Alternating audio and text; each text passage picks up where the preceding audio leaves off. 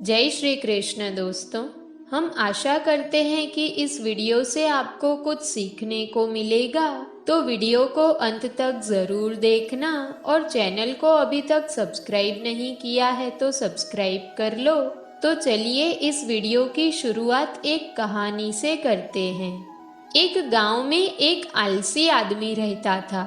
वो कुछ काम नहीं करता था, बस दिन भर बैठकर सोचता रहता कि किस तरह कुछ खाने को मिल जाए। एक दिन वो यूं ही घूमते घूमते आम के एक बाग में पहुंच गया। वहां रसीले आमों से लदे कई पेड़ थे। रसीले आम देखकर उसके मुंह में पानी आ गया और आम तोड़ने के लिए वो एक पेड़ पर चढ़ गया। लेकिन जैसे ही वो पेड़ पर चढ़ा, बाग का मालिक वहां आ पहुंचा। मालिक को देखकर वो आदमी डर गया और जैसे तैसे पेड़ से उतरकर वहां से भाग गया। भागते भागते वो गांव के बाहर जंगल में पहुंच गया। वो बुरी तरह से थक गया था, इसलिए पेड़ के नीचे बैठकर सुस्ताने लगा। तभी उसकी नजर एक लोमड़ी पर पड़ी। उस लोमड़ी की एक टांग टूटी हुई थी और वो लंगड़ा कर चल रही थी।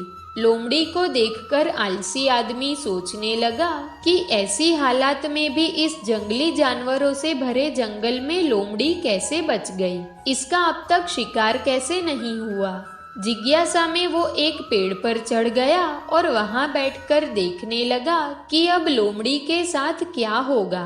कुछ ही पल बीते थे कि पूरा जंगल शेर की दहाड़ से गूंज उठा, जिसे सुनकर सारे जानवर डरकर भागने लगे। लेकिन लोमड़ी अपनी टूटी टांग के साथ भाग नहीं सकती थी। वो वहीं खड़ी रही। शेर लोमड़ी के पास आने लगा। आलसी आदमी ने सोचा कि अब शेर लोमड़ी को मारकर खा जाएगा, लेकिन आगे जो हुआ वो कुछ अजीब था। शेर लोमड़ी के पास पहुंचकर खड़ा हो गया। उसके मुंह में एक मांस का टुकड़ा था, जिसे उसने लोमड़ी के सामने गिरा दिया। लोमड़ी उस मांस के टुकड़े को खाने लगी और थोड़ी देर बाद शेर भी वहां से चला गया। ये घटना देखकर आदमी सोचने लगा कि भगवान सच में सर्वश्रेष्ठ है।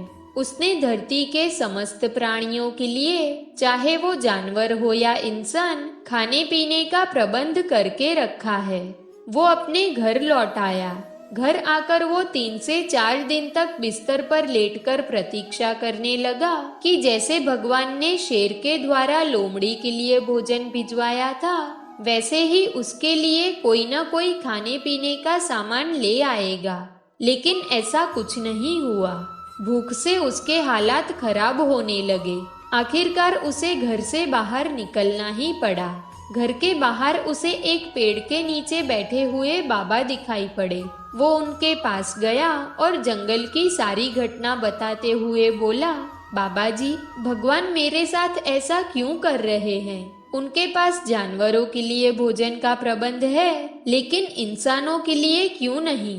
बाबा जी ने उत्तर दिया, बेटा, ऐसी बात नहीं है। भगवान के पास सारे प्रबंध है, लेकिन बात यह है कि वो तुम्हें लोमड़ी नहीं शेर बनाना चाहते हैं। दोस्तों, इस कहानी से हमें यही सीख मिलती है कि हम सबके भीतर क्षमताओं का असीम भंडार है। बस अपनी अज्ञानतावश हम उन्हें पहचान नहीं पाते और दूसरों की सहायता की प्रतीक्षा करते हैं। स्वयं की क्षमता पहचानिए, दूसरों की सहायता की प्रतीक्षा मत कीजिए। इतने सक्षम बनिए कि आप दूसरों की सहायता कर सके। कोई भी व्यक्ति संसार में हमारा दोस्त या दुश्मन बनकर नहीं आता। हमारा व्यवहार ही लोगों को दोस्त या दुश्मन बनाता है। सबसे मुश्किल रास्ता वो है जिस पर आपको हमेशा अकेला चलना पड़ता है, और असल में वही रास्ता जिंदगी में आपको मजबूत बनाता है। बड़ों का दिया हुआ आशीर्वाद और अपनों की दी हुई शुभकामनाओं का कोई रंग नहीं होता, लेकिन जब ये रंग लाते हैं तो जीवन में रंग भर जाते हैं। श्री कृष्ण कहते हैं, कभी कभी हमें लगता है हमारे अपने, हमारे हितैषी, हमारे माता पिता को हमारे मन की बात समझ नहीं आ रही है, जैसे उनको हमारे हर कार्य में खोट दिखाई दे रही है, और ऐसे में हम विद्रोह कर बैठते हैं। ऐसी अवस्था में हमें वही अच्छा लगने लगता है जो हमारे मन की बातों का समर्थन करे। हम उसे ही अपना हितैषी समझ लेते हैं। परंतु जो आपसे मीठी बातें कर रहा हो वो आपका हितैषी है ये आवश्यक नहीं है। कुछ विषैले फूल बड़े सुंदर दिखते हैं, कुछ विषैले फल असाधारण रूप से बड़े स्वादिष्ट होते हैं, और ये भी आवश्यक नहीं कि हमारे रोगों का निदान करने वाली औषधि मीठी हो। इसलिए विष और औषधि में अंतर परखने का प्रयास करें। हो सकता है जो आपके हित की बात कर रहा हो वो आपको संकट की ओर ले जा रहा हो। श्री कृष्ण कहते हैं कि बात बात पर आवेश में न आए। हो सकता है कि आपके माता पिता की कड़वी बातों में आपका हित छुपा हो, और माता पिता को भी प्रयास करना चाहिए यदि उनकी संतान अनुचित निर्णय ले रही है तो उसके अनुचित होने की बात प्रेम से समझानी है, दबाव और शासन से नहीं। क्योंकि कभी कभी कटु शब्द और कटु वचन अनुचित निर्णय को और पक्का कर देते हैं। श्री कृष्ण कहते हैं, पानी समंदर में हो या आंखों में, गहराई दोनों में होती है। खुशी के लिए काम करोगे तो खुशी नहीं मिलेगी, मगर खुश होकर काम करोगे तो खुशी जरूर मिलेगी। कुछ रिश्ते बस निभाने के होते हैं और कुछ जताने के लिए। खुशियों का कोई रास्ता नहीं होता, खुश रहना ही रास्ता है।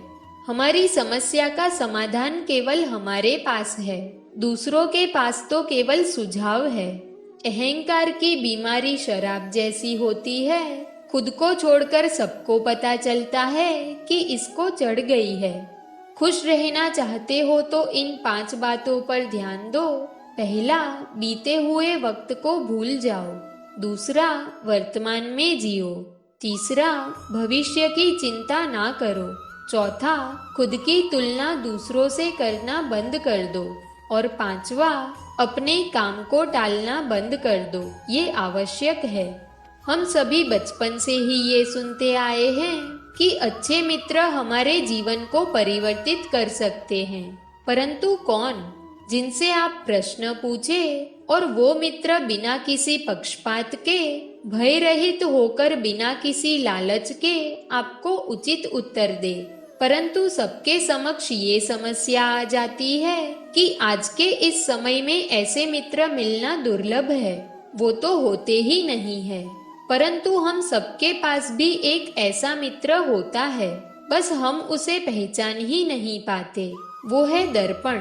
दर्पण के समक्ष खड़े होकर आप स्वयं से पूछिए कि यदि आज आपका अंतिम दिन होता तो क्या आप वही करते जो आप कर रहे थे? आपको उत्तर मिले या ना मिले, परंतु आपकी दिशा अवश्य बदलेगी। इसलिए आपके अलावा आपका सबसे घनिष्ठ मित्र, सबसे अच्छा मित्र कोई नहीं है। श्री कृष्ण कहते हैं, कभी कभी थोड़ा सहन भी करना चाहिए, क्योंकि हम में भी ऐसी बहुत सी कमियां हैं जिनको दूसरे सहन करते हैं।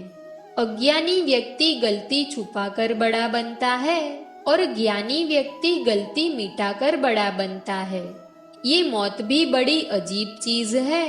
एक दिन मरने के लिए पूरी जिंदगी जीना पड़ता है। किस्मत हमारे हाथ में नहीं, पर फैसला तो हमारे हाथ में है। किस्मत हमारे फैसलों को नहीं बदल सकती, पर फैसला हमारी किस्मत बदल सकता है। जीवन में ज्यादा रिश्ते होना जरूरी नहीं, लेकिन जो रिश्ते हैं उनमें जीवन होना जरूरी है। सच के लिए लड़ने का हुनर सीख लो, क्योंकि कुछ सांपों के डर से शेर जंगल छोड़कर नहीं जाते।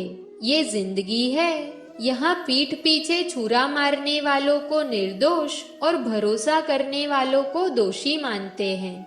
दोस्तों, इस वीडियो में बस इतना ही। अगर आपको वीडियो पसंद आई हो तो वीडियो को लाइक करें, चैनल पर नए हो तो चैनल को सब्सक्राइब करें और बेल आइकन को प्रेस करना ना भूलें। तो मिलते हैं एक ऐसी नई वीडियो के साथ। तब तक अपना ख्याल रखें। जय श्री कृष्ण।